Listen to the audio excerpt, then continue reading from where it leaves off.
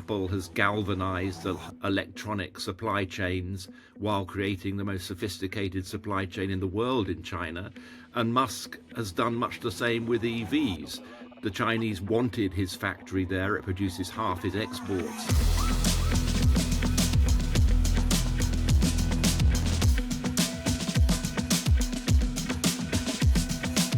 Hi, my name is James Heapy and welcome back to Superpowers. This week, Donald Trump announced 25% tariffs on Mexico and Canada, then backtracking after coming to a deal. However, he's kept the 10% tariffs on China, leading Beijing to retaliate and bringing the US to the brink of an all-out trade war. Today, we're joined by Ian Williams, former foreign correspondent and author of Vampire State, The Rise and Fall of the Chinese Economy. Ian, welcome. Let's start off with the economic consequences of this and then go into the geopolitics of it all. What is Trump trying to achieve here? Well, I think he sort of sees the American economy as this prize, this very valuable asset he has, to which countries should pay a sort of entry fee in the form of tariffs. He's described tariffs as the most beautiful word. He prides himself as being described as Mr. Tariff. But the problem, of course, is that tariffs drive up prices to the consumer, and they also run the risk of badly distorting world trade. And if he's really serious about pursuing Chinese goods, it's going to turn into an enormous game of whack-a-mole, because Chinese companies are not going to sit tight. Neither's the Chinese government. They'll retaliate in form, as they have done, but Chinese companies will also look at ways of ducking and diving and getting around these tariffs. And of course, you create different patterns of world trade, which could end up actually doing a lot of damage to the United States and the world trade system. Yeah, I think the wider global implications we should come to. But to begin with, I'm just trying to really understand what he thinks this does for the US domestically. I understand that one of his great rallying cries is the re-onshoring of industry and whacking tariffs on the countries that have become America's factory therefore makes sense to him. There's other leverage he's trying to achieve around forcing Mexico and Canada to invest in their borders. But is it possible that he might be both right and wrong? He might both stimulate a resurgence in the US economy, create a huge jobs boom and great value, whilst also alienating himself from the US's markets internationally? Or do you think that even that domestic opportunity is ill-found, and that there's no way that this level of tariff imposition could really generate the domestic effect that Trump hopes for? There will be some domestic effect, especially in the short term. I think there's no doubt about that. You're already seeing some companies, chip manufacturers, for instance, setting up plants in the US. And I think you will see more inward investment to the US in the short term. But of course, you're also seeing a lot of investment into Mexico, because that's seen as a way of assembling goods and shipping them into the US by the back door. So there will be some economic benefits in terms of reshoring, but whether that outweighs the damage that will be done politically in the more bigger geopolitical sense, and the longer term economic issues, rising prices, distorting world trade, I think is a far more difficult question to answer.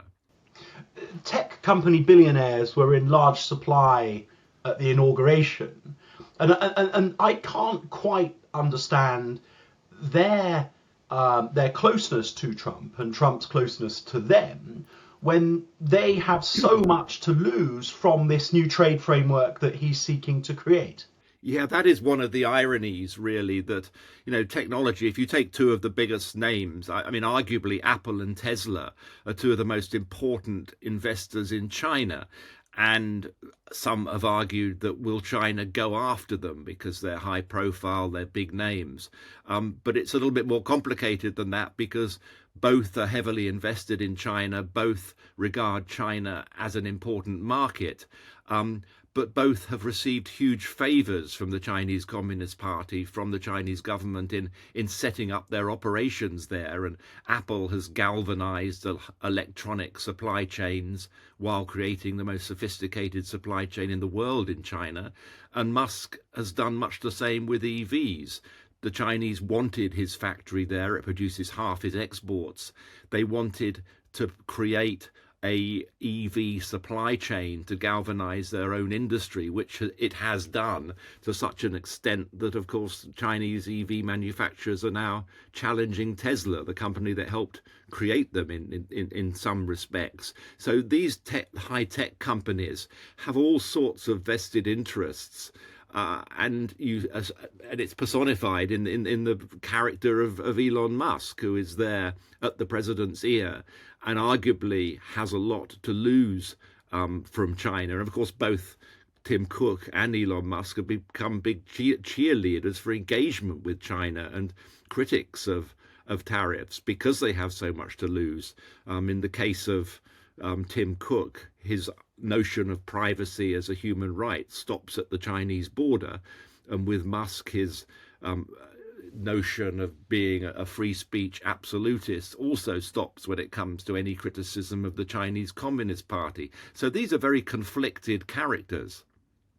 One of the things that I was hearing quite a lot on the sort of conference circuit and from fellow geopolitical commentators last year was that such is the US strategic advantage in the way that it owns all of the frontiers of emerging technology, AI, automation, quantum computing, that America should deregulate and do everything that it can to harness all of that sort of supremacy in its science base and its technology companies. And that in doing so, it would surge so far ahead that all of the technologies of tomorrow would be in American corporate hands, and the rest of the world would need to orientate its trade around the US in order to benefit from those capabilities. I wonder, and I found that quite compelling. I mean, I genuinely have said a number of times to people that I think we're about to see a golden decade or two for the US in which its economy is going to do all sorts of amazing things and all sorts of technologies will be established. But then 2 weeks ago, we had this sort of incredible moment when a Chinese AI capability emerged onto the market that really made everybody wonder whether that belief in the US technological and scientific supremacy is actually true. What do you think? I think that there is a sense of the importance and the necessity to turbocharge US technology and US technological leadership. And that is born to some extent out of insecurity, and what we saw with the new chatbot coming out of China galvanized a lot of those fears, a lot of that concern in the Chinese tech, or rather in the American tech and political community. I think one of the issues, which is why the tariffs on China run so much more deep than what we've seen with for instance, Canada and Mexico, there's a sense that China has gamed the system over the years, that through widespread, blatant and almost industrial scale IP and technology theft, it's been able to build up its own technological base, a sense that over the years they've ignored, bent or every available rule of international trade. And there was a time when you would talk to executives who, while not condoning it, would see it more of an irritant than something more serious, because China was so far behind and the tech it was stealing and copying was still some way short of what America had. That's no longer the case, in that China now has a very strong technological infrastructure of its own, de-risking horrible term, but if you look at it, that probably started in China 10 years ago under Xi Jinping. Wasn't invented in Washington. They've been trying to separate their economy as far as possible over the years. So suddenly you're seeing the world divided into these two technological ecosystems. And I think that's one of the reasons that the US sanctions on China, US tariffs have become such a big issue. It's to protect America's technological lead, and born out of a realization that China is now a serious competitor in technology. And I think that's why there was so much focus on DeepSeek, because this seemed to encapsulate all those concerns and all those issues which have been building up for so long. So, look, let's get on to the geopolitical consequences of what's going on. And the most obvious question first: how does China respond to this? What does she do? Is he, whereas the US, the Canadian and Mexican governments have relatively quickly come to heel, and in the process of doing so, Trump has delayed the imposition of tariffs there. She, quite the reverse. Phone calls cancelled. Absolutely no sign of bending the knee. So, Ian, you're the expert on the Chinese economy and on Xi's view of how to run it. What happens here? I think he's biding his time. I mean, they did impose the tariffs, the counter tariffs imposed by China are quite tightly focused.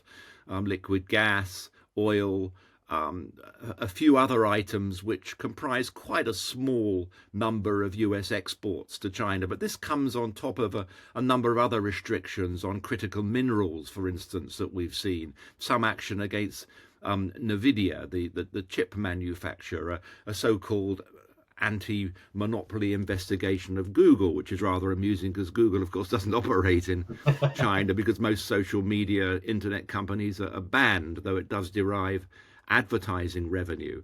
But China, I think, has been building for this, has been building its defenses for some time.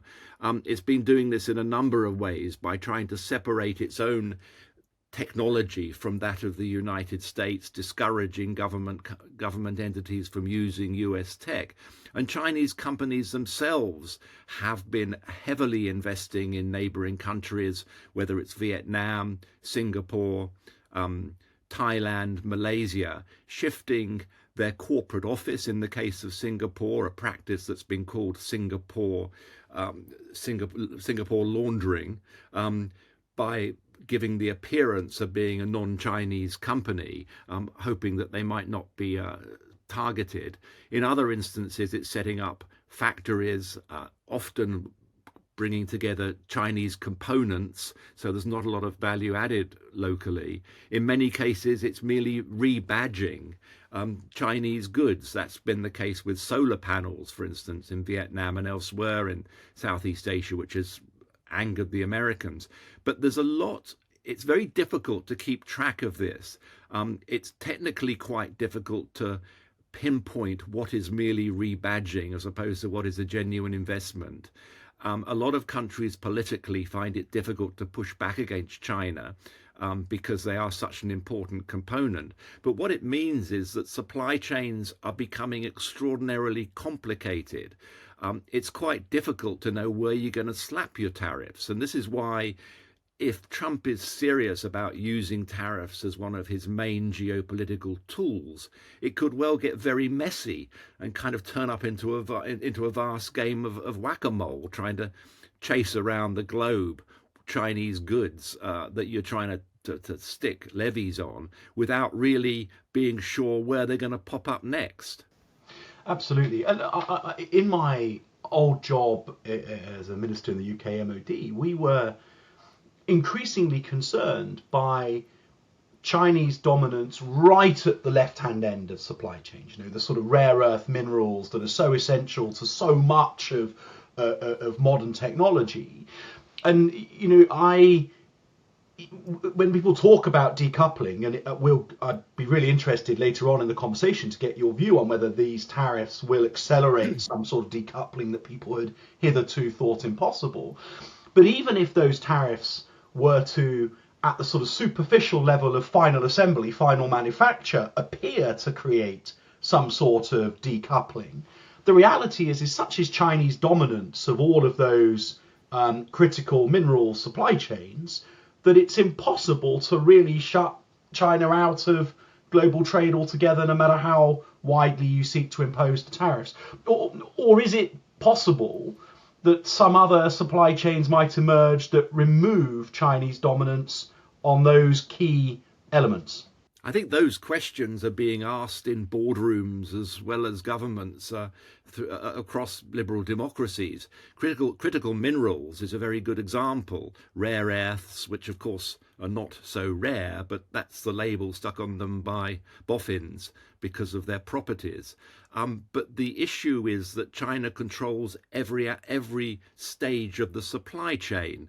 And even where it's not digging up most of those minerals, it's processing them. Processing, for instance, is a pretty filthy process, very energy intensive, and incidentally, that energy coming mostly from coal still in China, very, very polluting. And of course, a country like China, an authoritarian country, increasingly dictatorial under Xi Jinping, will tolerate enormous environmental degradation in order to process these minerals.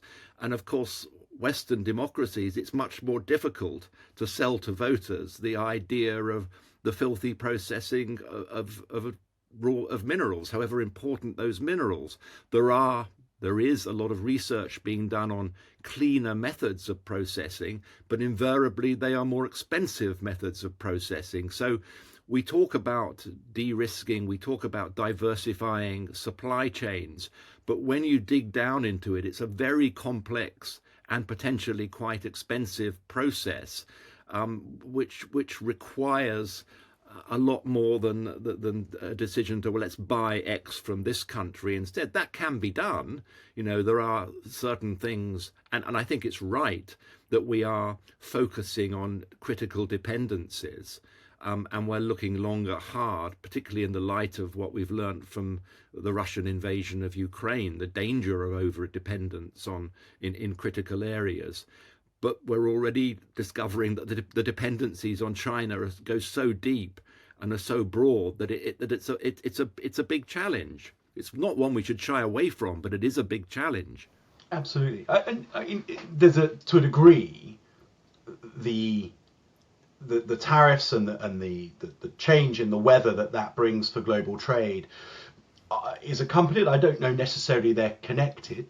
Perhaps you think they are, but corporations are rapidly reconsidering their ESG policies, and I think governments are rapidly reconsidering the way that they have regulated business and industry over the last decade or two.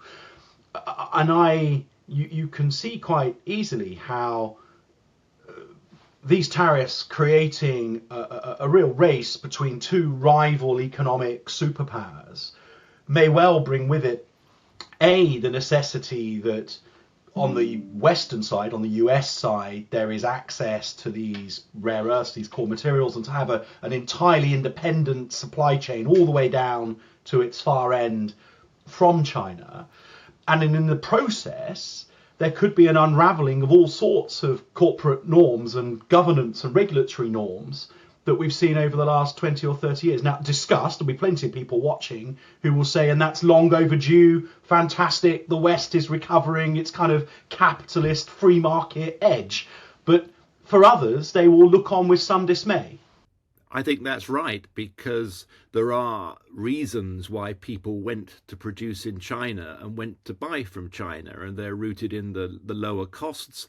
The lower costs are the result of many factors of efficiencies, but the tolerance of economic degradation, poor labour practices, and I think the knock-on effects of shifting a lot of critical production, critical dependencies away from China will have these knock-on effects. I don't think the full conversation has really emerged yet.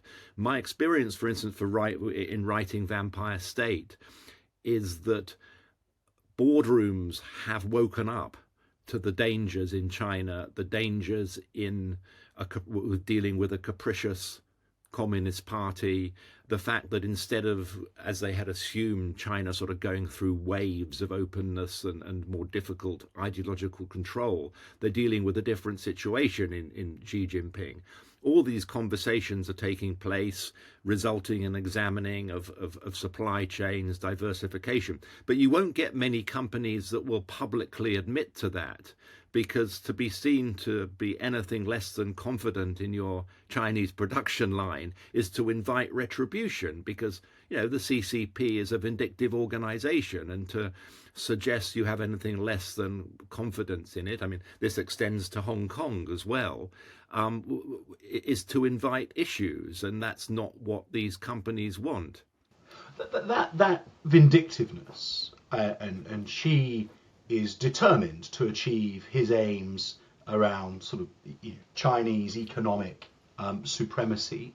Does there come a point where Chinese companies offshoring, as you wrote in your column at the weekend, into Vietnam and elsewhere, India, Malaysia, for example, where he starts to see that outflow of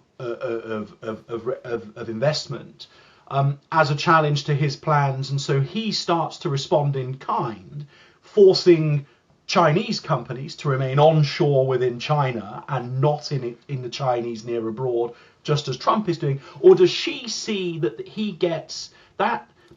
ASEAN for a long time have tried to ride both horses, both the US and China.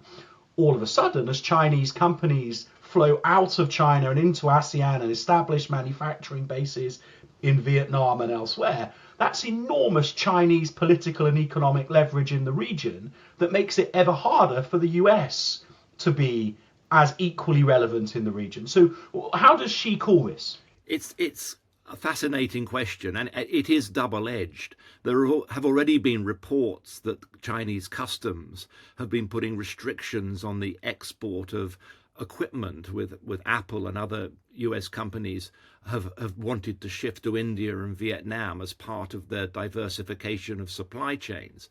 It is true that this outward investment, especially in Southeast Asia, which has been targeted by China, increases their clout, their political clout, geopolitical clout in those areas. But we've also seen statistics that for the first time, the net flow of foreign investment is out of China rather than into China, which will be alarming to the Chinese government. It's also the case that although a lot of this, the companies moving from China, Chinese companies, are doing so for geopolitical reasons, to shift, to avoid tariffs, there is a sense that they also see the writing on the wall in China. They see the severe economic problems that China is encountering.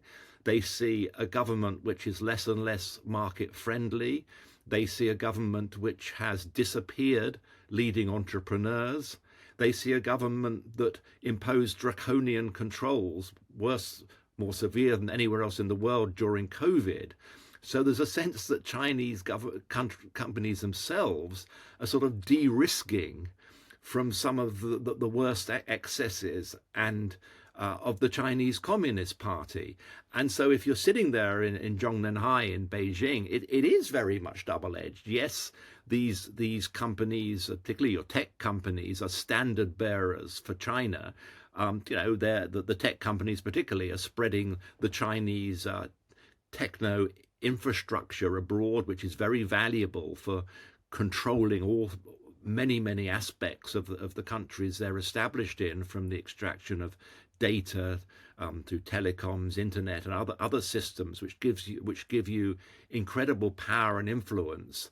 But at the same time, it represents a drain on the Chinese economy and confidence in the Chinese economy at a time when you are yourself going through sort of severe financial difficulties. And I've long felt that the Chinese economy is an accident waiting to happen, and is in far worse shape than I think even we realize today. And there is a realization that things are going badly wrong in China, but I do believe it's much It's worse than that. So is Trump missing an opportunity if the Chinese economy has come off its period of steep growth and is now sort of realizing that to consolidate the economy as it is at the moment, it's not built on the strongest of foundations. If Trump had gone for an aggressive free trade approach with American companies seeking to export globally and to sort of match China, would he have arguably had a greater impact on the Chinese economy than by going the way he's gone with the sort of protection of the US market through the tariff regime? I think that is the case. I mean, tariffs are a very blunt instrument, which have all sorts of unintended consequences, political and economic. I think that such is the issues the Chinese economy is facing at the moment, both domestically and internationally, where they've cut back quite severely on their investment under the Belt and Road Initiative, which is sort of the umbrella they have for just about everything they do internationally, to more of an influence extender as much as an economic extender. But that's been quite seriously curtailed, particularly in Africa. The focus has changed. China is very overextended internationally. The economy at home is heavily indebted. The possibility of rebooting it is made more difficult by Xi Jinping's prioritizing of security and control over everything else. And I guess there are numerous opportunities for a clever policy from Western democracies, from America, to blunt Chinese power internationally. And I sometimes think that if you had a smarter approach at blunting China's power and influence, they are very vulnerable at the moment. And I don't think that sort of tariffs are a particularly clever way of achieving that. Well, amen. I agree, and the danger is that exactly that moment when China realizes that the Belt and Road Initiative is too expensive and that they've got too much dodgy debt with the countries that they've brought into the scheme, the US has just put itself in retreat with complete cuts to USAID and a reduced military and security contribution in the parts of the world where the Belt and Road Initiative is at its strongest. And so my sense is that this is the US missing an opportunity. But then when I speak to US Republican colleagues, they just think I look at it entirely the wrong way. I look at it from a global perspective of US competition in the world and the US wanting to be the global hegemon. And they just say that's not what Trump has promised to his voters. What Trump has promised to his voters is better quality of living within the US, more jobs, more prosperity, make America great again. It's not about whether or not the people of Uganda think that they would rather have a relationship with the US or China. That's not the deal. It's not like the Cold War where you're trying to establish ever more secure spheres and sort of push your rival out from their sphere of influence.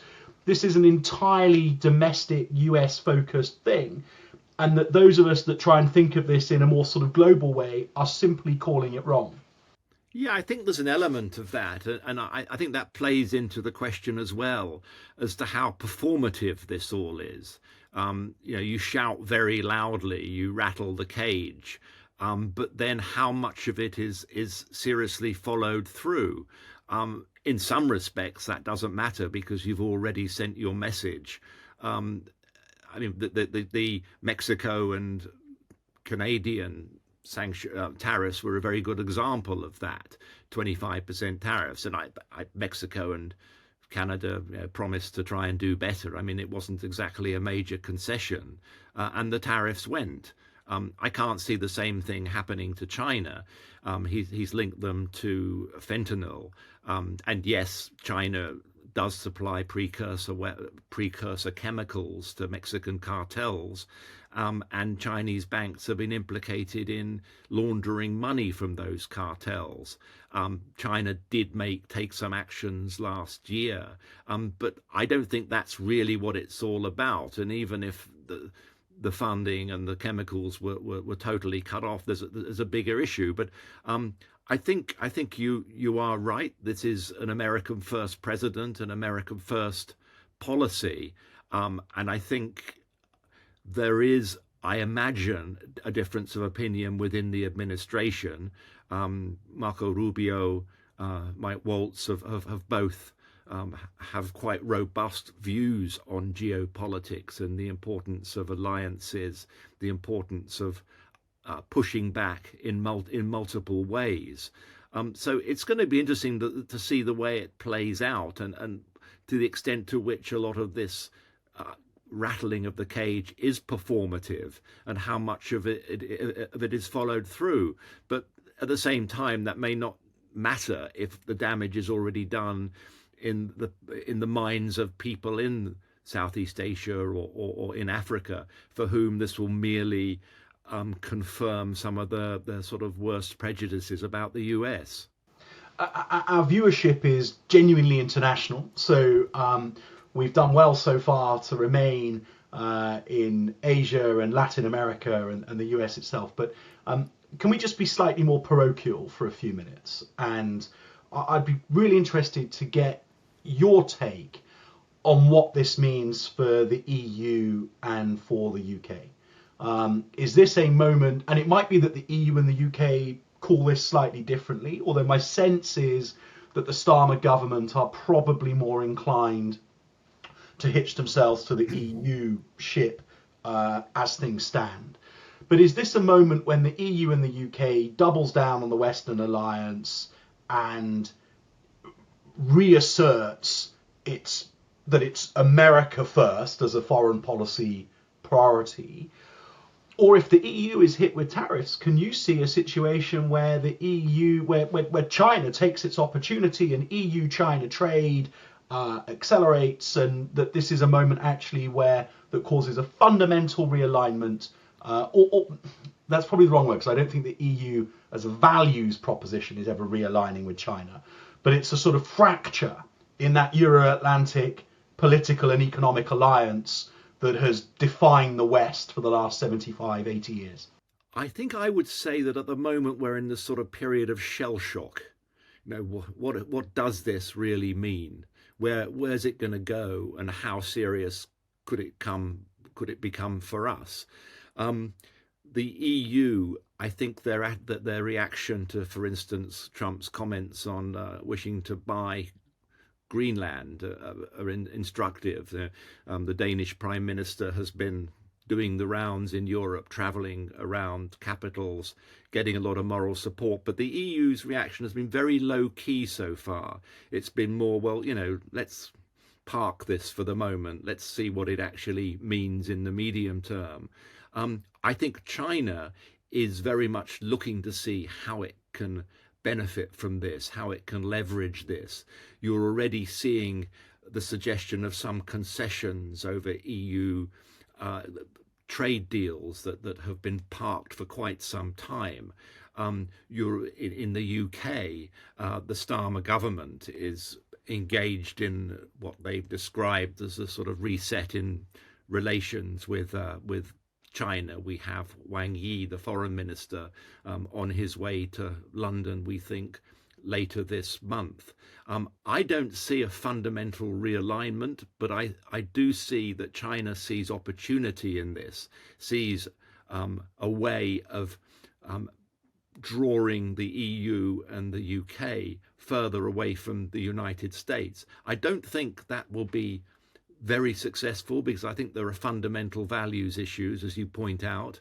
I think that there is a realization in the EU, less in the UK, that it's very hard to separate with China strategic and human rights concerns from economic issues and the desire to benefit economically from China, because China's never seen it that way. It's always regarded market access, investment, trade as tools of statecraft, means of coercion. We've seen this in multiple ways, Lithuania, Australia, and against countless companies operating within China, so that you can't neatly separate the two. And I think there's much more of a realization of that in the EU, less so I think in the UK, where I think so far the British government's been quite naive in its dealings with China. But certainly the arrival of Trump, Mr. Tariff, the way he is initially going about things has certainly encouraged Beijing, because, of course, any undermining of Western alliances, of Western friendships, is automatically of benefit to China. If the US is going to drift off into a period of isolationism, and and probably quite successful isolationism, do the rest of us need to double down on a sense of a kind of West united by liberal democratic values, or is that ship already sailed? I just looking at the trade deals that have been completed or are in discussion at the moment, it's an incredible tapestry of trade deals, many of which are sort of contradictory from a values proposition, and yet they're existing. You mentioned just then that the EU has rapidly accelerated trade deals that have been in the making for a long time, but has appeared to be stalling. But now Mercosur is done. Malaysia is back at the table. I saw that ASEAN and the Gulf Cooperation Council are seeking to have a discussion around what a trading relationship between those blocs could look like. Oh, and by the way, hosted by the Malaysians, and the Malaysians have invited the Chinese. So you see, India, I think, is going to be a fascinating player in this new global market. It may well be that America goes off and does its thing, and when it returns, it realizes that the game is completely different. And is that a problem, or is that just the way that the world will be? I think it's inevitable that we will see a more transactional era. We have a mercantilist, transactional US president, far less concerned, if concerned at all, about fundamental values. But I do think it's important for other liberal democracies not to lose sight of those values, and to stress them and to underline them as far as possible in their own relationships, even if that relationship with the US becomes more difficult in economic terms. But that said, I think inevitably you're going to see a greater transactionalism in terms of the way different countries deal with each other and with their own trade relationships, which I think plays back into the comments we had earlier about the way a lot of preconceived assumptions in boardrooms will be re-examined as a result of a need to be more competitive, as a result of a need to be in more markets, to be more concerned about the integrity and defense of supply chains. Ian, I've got one last question for you. Perhaps the most concerning question of all. History is littered of examples of when trade wars became real wars. What prospect of this tariff imposition and the resulting fracture or sort of competition between the US and China moving from a trade competition to a military one? There's the old argument, of course, that economies that are intertwined never come to blows, but I think that's been disproven on a number of occasions. I think the most immediate concern is over Taiwan, over the South China Sea, and the prospect for conflict or greater tensions there. If China concludes that if you're on the back foot, it's very easy to turn to nationalism and xenophobia.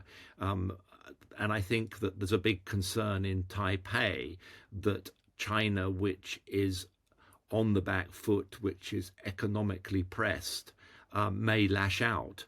Um, I believe we've seen peak China, for want of a better word, into economically, and peak China is potentially a more dangerous China, for all those reasons. Uh, it's a lot depends on what happens economically in China. I think that if there is a full-on trade war, China will be the loser because they have more to lose from a trade war with the US. The US is by far the stronger in that sense. Does that mean they conclude they have less to lose in terms of a conflict over Taiwan or in the South China Sea, which of course would be devastating to the world economy? So I think there is a danger. I'd like to think that a trade war is better than a shooting war, but I think the sort of tensions that it unleashes could play out in multiple different ways. And it's a sobering but important note to finish on. I suspect that there'll be many people watching today who will have already clicked to buy your book so that they can understand more of what on earth is going on and the dangers that we face over the next few years. Thank you for joining me on Superpowers. You've been watching Superpowers with me, James Heapy. If you like this episode, you can subscribe to Times Radio. You can read more about tariffs in the Times, including Ian's great work, and of course listen to Times Radio for free, live updates for the latest. But for now, goodbye.